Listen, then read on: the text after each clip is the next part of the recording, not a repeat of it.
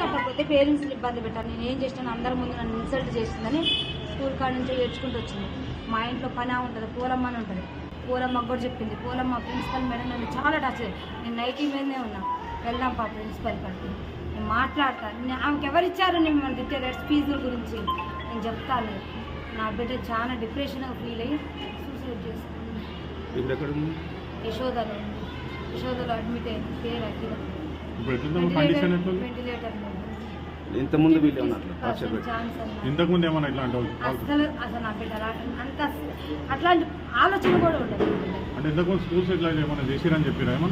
నాకేం వీళ్ళు ఇబ్బంది పెడతారు, ప్రిన్సిపల్ మేడం ఇబ్బంది పెట్టిందని చెప్పింది. 3 రోజుల నుంచి ఏడ్చింది, రోజు ఏడ్చింది.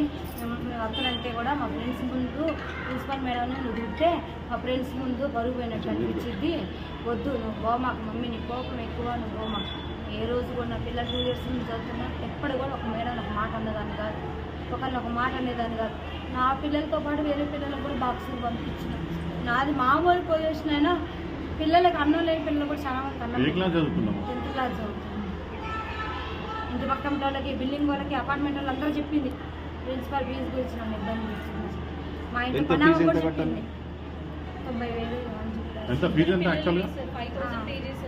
90,000 ఇవి కట్టాలన్నారు. లాస్ట్ ఇయర్ కొంచెం పెండింగ్ ముందు మొత్తం కలిసి మనకు 22,000 ఇచ్చిన. అయితే ఇంగ్లీష్లో తక్కువ మార్కులు వచ్చినాయని లాస్ట్ 1 month 2 months క్రితం బాబుని టార్చర్ చేశాను. బాబు డిప్రెషన్లోకి వెళ్ళిపోయింది.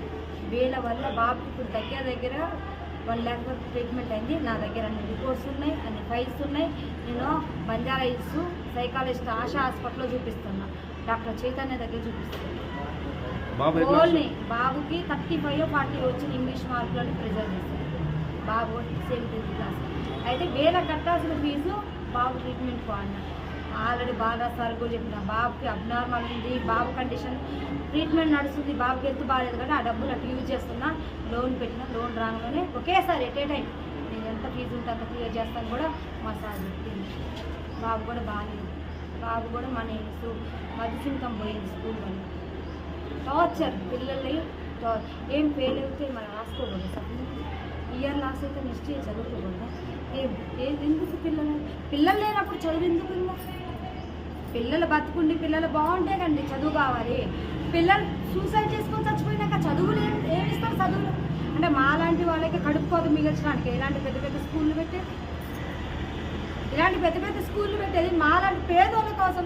ఇప్పుడు మేము ఎక్కడో ఉంచి బతకడానికి వచ్చినాం. మేము తెలుగు మీడియం చదువుకున్నాం, సరైన జాబులు రాలేదనే కదా పెద్ద పెద్ద స్కూల్లో వేస్తే ఇంగ్లీష్ మీడియం చదువుకొని ఫారెన్ కంట్రీస్ అటు ఇటు పోతారు, మంచిగా మా పిల్లలు సెటిల్ అవుతారనే వేసాక మా పిల్లలనే భూముల మీద నుంచి లేకుండా చేస్తే మీరెందుకమ్మా ఇలాంటి స్కూళ్ళు పెట్టుకొని ఏం యూజ్? 100 మంది పిల్లల్లో ఒక పాప స్కూల్ ఫీజు కట్టకపోతే మీ మేనేజ్మెంట్కి ఏమైనా కోట్లు నష్టం వస్తుందా? కరోనాలో పేరెంట్స్ చచ్చిపోతున్నారు కదా, దత్తత తీసుకొని చదివించిన స్కూల్స్ లేవా? ఒక పిల్ల 100 మంది పిల్లలు ఒక పిల్ల కట్టకపోతే మీకు కోట్లు నష్టం వచ్చిందా?